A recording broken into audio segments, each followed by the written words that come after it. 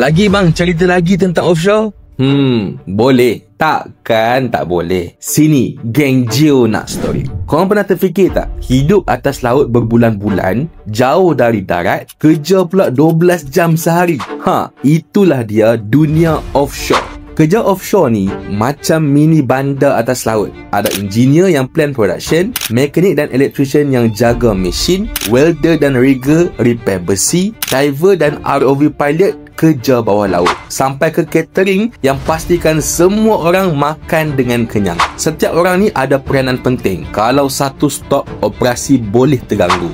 Kehidupan offshore, shift 12 jam siang malam, tak kenal langsung erti weekend, duduk bilik kongsi, makan free, gym ada tapi kecil je lah. Internet pula kadang ciput-ciput. Yang bestnya pagi-pagi boleh nampak sunrise atas laut, memang lain vibe dia. Yang paling penting, safety jadi nombor 1.